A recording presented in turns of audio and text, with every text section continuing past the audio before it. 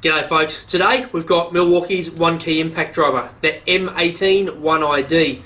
To be honest, I don't think it needs a lot of introduction for you because I reckon you're already well aware of it. It's 4 mode, 3000 RPM top speed. It is a super compact, super small unit. So we're going to get into it right now. I'm just going to smash it and we'll go through the one key app in this video and then do a bit of a wrap up at the end.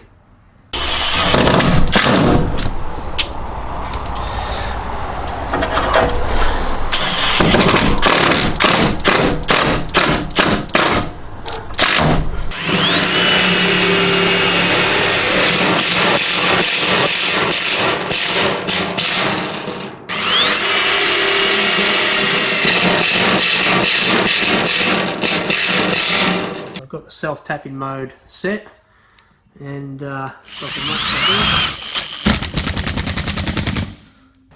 guys, so we're just going to start with some real basics. Obviously you've got to download the Milwaukee app, the Milwaukee one key app. You need to set up an account. I think there's a guest option or something along the lines of that, but if you've got this tool, set up a proper account and sign in.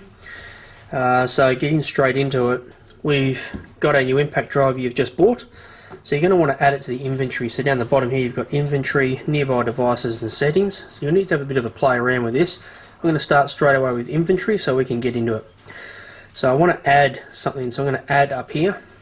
Now it's already picked up because there's Bluetooth chat going on. And I'm pretty sure I've got this, yep, in Bluetooth mode. You'll see the blue there. So it's already picked up that that's nearby. So it's telling you there's an impact driver there. Well, that's yours. So let's go into that. It'll say hold it near the tool, which we're doing. It's just trying to chat and work out whether it can add it, and we're right to go. So we'll hit done there. So now that's ours, okay? So there's quite a few different things you can put in amongst here. It records a serial number straight away, which is a good one. And then there's categories, person, who it is, trade, location, tool number. So I'm guessing with that you'd put tool 1, 2, 3, 6 if you engrave them or mark them. If you're a big fleet manager, this is where all this really comes into it. So for me, I'm not really going to do any of that. It's even got a service reminder, so that's cool, purchase information. So for now, all I'm going to do is hit save. So I want to save that to my inventory. Alright, so now it is saved. It'll sit here and tick away and keep looking for more devices, which is a little bit annoying, but we'll go back. Now this is in my inventory. You'll notice there that the hammer drill is already in my inventory, because that's sitting on my shelf about 2 feet away. So I'm going to go into this now and I want to connect to it. So once you hit connect, make sure you're here in this mode. Okay, you need to be in the Bluetooth reading mode. Myself a few times I've wondered why it's not connected. I'm like, oh, you stupid thing. But if it's sitting in 1 to 4, it doesn't know that you're trying to read it. So just go across to there and you're right to go. So you'll notice straight away you've got tool lock, tool control, manage profile, tool information, identify the tool, and then obviously a factory reset.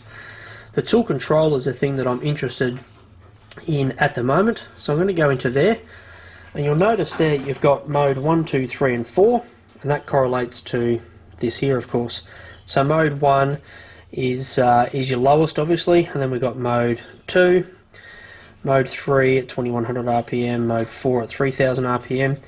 So on a standard impact driver, whatever you've got here, that's it, other than manually your variable speed triggers, which as on all tools now is really good. I want to go back to mode 1 because I don't use mode 1 much, if at all, on an impact driver. So that's the one that I'm going to change. So one of the big key features I think on this thing, on this tool and the one key setup, is I can customize it if I'm doing something regular that is outside of the boundaries of what our standard setting is. So a self-tapping screw, or if I want to drop in a really low speed just for drilling through some stainless steel or something like that, you'd start off with mode 1.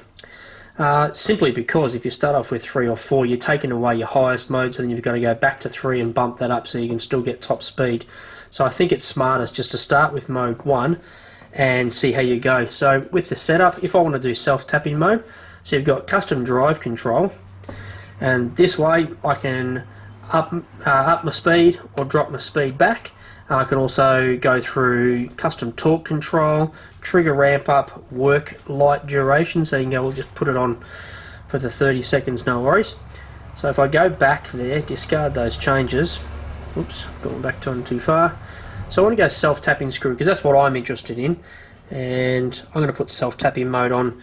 So the default self-tapping screw mode is for 1.5mm steel gauge, 25mm long screw, a screw diameter of 5.5 and a hex head. But you'll notice as soon as you go into that, you can actually change all of that. So I can change that to a 1.9 all the way down to 0.3. Now I've got it in metric, obviously Australia. And then you can change the length of your screw. You can also change the diameter of your screw.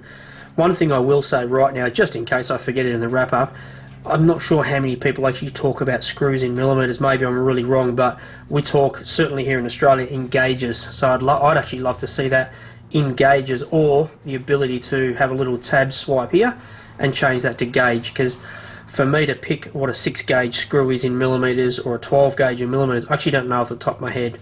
But anyway, that's just a small thing.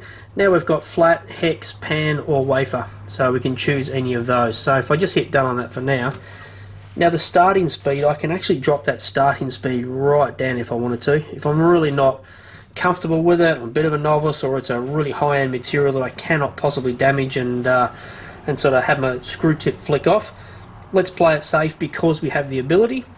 Driving speed, I'm going to drop that back down as well. It's going to drop a bit of productivity, but that's okay. And my finishing speed, so I don't run the risk of snapping a bit maybe, I'll drop it down. Or, hey, I'm happy to finish fast, just crunch it in, got no dramas. So you see down here you got more options. Let's go to that. Trigger ramp up, we've got shorter and we've got longer. So it actually started out about there, I've already changed that. So let's do this trigger ramp up, nice and long. What you really need to make sure you do right now, because otherwise you're going to change all these settings and get back out and nothing will have changed with the tool, you must hit save. And then you've got to hit save properly. So I'm going to keep it as self-tap mode, that's all I want to know it as, and it's going to save that mode now. So the profile's assigned and we're right to go now. So I'm going to back out, and now we know that mode 1 is going to be a longer ramp up, and then once I use the unit, you'll notice that the self-tapping screws, I'll actually have quite a slow drive in, but a fast finish.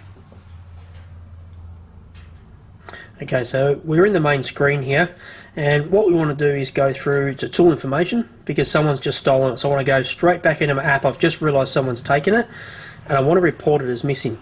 You'll notice here it says last seen at 2:40 on the 18th of the 6th. Quick note also, coin cell battery shows you, which is the thing that holds all the information once your battery is disconnected, or if your main battery is flat, the coin cell battery is what actually just keeps that location pinging. So that's important. I think it's really cool that they've got that shown there. Now what I want to do is report it as missing. So that's now been reported as missing. Now just to force the issue, because it's missing and it's out of my range, I have to sort of force that issue now. So what I'm going to do is just get out of that, shut the app down, and I want to go back into it and launch it again. So this has been reported as stolen. Now as I go into it, you'll see a little exclamation mark here. So if I pull this trigger, it now should have locked, and you'll notice there. So if I pull that trigger, you'll see that flashing light. It's saying no, it's not working, doesn't matter. If I take that off and I replace that with a different battery, bigger battery, it doesn't matter, someone else's battery, it's still going to flash to say doesn't matter. So we'll go back to the battery we had on it. That's the important thing about that coin cell battery. You can't just take the battery off and have it working if somebody's reported as stolen. Alright, so let's just say now it's not working. We know that we've pulled the trigger 100 times. I've found it. Somebody's given it back to me. I'm going to reconnect to my tool, and you'll notice that it's automatically locked your tool, which is the anti-theft system. So I'm now going to unlock the tool, and if it all works well, I should actually, there you go. So I've got my tool back, I've unlocked it. Okay, now the interesting part with all of this, people will say, oh, someone will just pull out the coin cell battery. Yeah, absolutely, but once it's logged as stolen, inside the trigger there, you'll actually find that it's all kept inside that switch, the information. So good luck actually taking a coin cell battery out and having it reset. Well guys, I reckon this thing is an absolute belter. Couple of reasons why I'm going to tell you in a second. What I do want to bring your attention to is that this impact driver is the same one as we used about 12 months ago in a big comparison. Impact driver comparison. That's about 400,000 views, so plenty of people have enjoyed that comparison. Milwaukee, it's the same unit, but they've added the one key. So clearly this entire video has been to talk about the one key and how it's going to work with this impact driver and as a system in general. So yeah, so this thing's a really cool unit. What I will say now is a couple of reasons why I like it. I've been holding on to another brand's impact driver for a couple of years now purely because of the size. This thing, it is magic. It's actually a little bit shorter than the one that I've been holding on to, and it's quite skinny here. It is a very, very compact unit, and I absolutely have loved it going through the testing phase for this video. So really impressed with that. The one key. I've spoken a little bit and I've shown you how the one key system works. Guys, this is really important. This is not like some multi-tools you see that are all about, you know, oh, I can do a bit of this and a bit of that and compromise. This is not compromise, this is full customize. You can do anything you want with this. You've got your self-tapping mode and different things like I showed you in the video, in the close-up there with the app. But what I want to say is there's so many different ways you can use this tool. I have my setting 1. I can have that so it's a slow start and a slow drive, but a fast finish if you've got the big screws where you really want to drive them in. You really can customize this thing to the nth degree. There is so much you can do with the One Key app, and I just think it's going to get bigger and better. There's such a big story to be told on the One Key system, and that's going to come out more and more, you know, literally daily as Milwaukee work on it. And I think this is really cool. I don't believe it's a gimmick. I know some people think it is. There's been a couple of false starts with other brands with connectivity and stuff, and it just wasn't quite there. I think this shows where it can go, and I honestly believe that it's going to go a lot further. I do just want to touch on the app in particular with this. I'd love to see it change from millimeters to gauge. The more I used it and played around with it, I changed the settings on this a ridiculous amount of times just so I could honestly stand here and say I've used the app a heap and I've changed it heaps and I've connected to the tool, disconnected, and done all the different various scenarios. I do want to say I think that's really got to change. Especially in Australia, we have gauges for screws, we do not have millimeters, so I'd love to see Milwaukee change that. But hey, it's such a small thing in such a large system. I think that will change, and I think the option will be given. So hopefully they listen and they do change that. Just a couple of things on it.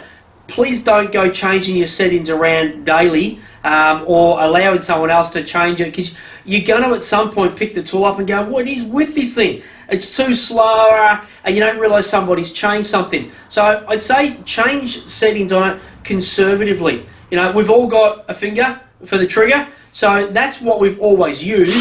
That's always been our moderation and using your brain. So you're still able to do that. There's no reason why you can't do that, but you can customise this thing just to make it a little easier for your job and certainly those repetitive things. So look, I'd really value any questions, guys, and any comments, as long as it's not saying I'm a moron, because, you know, everybody can think that, but you don't necessarily need to write it. I'd love to hear what you think about this. If you're out there and you've used this system and you're on One Key, I really want to hear how it's working for you on a job site day to day, and whether it's made life a little bit easier or whether it's just confused things. So please let us know, guys. I hope you've enjoyed this short video, and we'd love some comments. Please follow us, subscribe us, hit us up on Instagram and Facebook. We'd love to chat. Thanks, guys.